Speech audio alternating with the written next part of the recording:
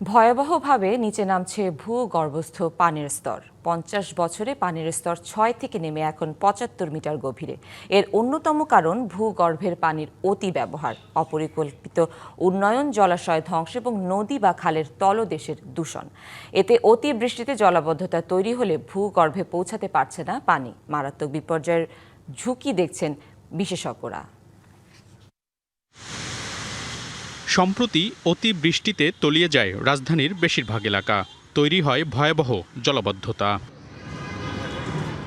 এই অবস্থায় সামনে আসে রাজধানীর জলাশয়গুলো ভরাট হওয়ার চিত্র। তথ্য বলছে, গত 2 দশকে ঢাকার জলাশয় 20 ভাগ থেকে নেমে এসেছে 3 ভাগে। এই জলাবদ্ধতার মধ্যেও উদ্বেগের বিষয় ভূগর্ভস্থ পানির স্তর নিচে নেমে যাওয়া। গবেষণায় দেখা গেছে, রাজধানীতে প্রতি বছর প্রায় 3 মিটার করে নিচে নামছে ভূগর্ভস্থ পানির স্তর। 1970 সালে পানির স্তর মাটির মাত্র 6 মিটার গভীরে থাকলেও বর্তমানে তা ঠেকেছে প্রায় 75 মিটারে। বাংলা কিউআর যেখানে, নগদ পেমেন্ট সেখানে। সারা দেশে 10 লাখেরও বেশি মার্চেন্টে নগদে পেমেন্ট করুন খুব সহজে। এই পরিস্থিতির অন্যতম কারণ মাটির পানি শোষণ ক্ষমতা হারানো, যা তৈরি হয়েছে অপরিকল্পিত নগরায়নে ভূপৃষ্ঠ কংক্রিটের আবরণে ঢেকে যাওয়ায়। একই সাথে জলাশয় কমা, খাল ও নদীর তলদেশে দূষণ এবং কৃষিসহ নানা কারণে ভূগর্ভস্থ পানির অতি ব্যবহার। আমরা এই শহরটাকে তৈরি করেছি এমনভাবে যে আমাদের এই ইনফিল্ট্রেশনের জায়গাটা আমরা নষ্ট করে ফেলেছি।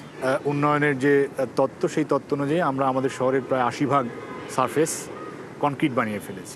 কনক্রিট বানানোর কারণে আমাদের যে ইনফিল্ট্রেশন হওয়ার কথা, সেই ইনফিল্ট্রেশনে বাধাপ্রাপ্ত হচ্ছে।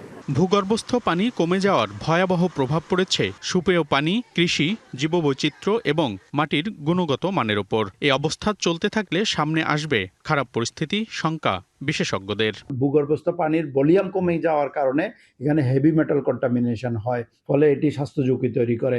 বৃক্ষের স্বাভাবিক যেই বৃদ্ধি, সেটি ব্যাহত হয়। আবার কৃষিকাজের জন্য পানি সরবরাহ কমে যায়। সবচেয়ে ভয়ঙ্কর যে জিনিসটি এখন আশঙ্কা করা হচ্ছে, সিঙ্কহোলের মতো একটি ফিচারের তৈরির ঝুঁকি তৈরি হয়। ঢাকা শহরেও 2-1 জায়গায় এই ধরনের তথ্য পাওয়া যাচ্ছে।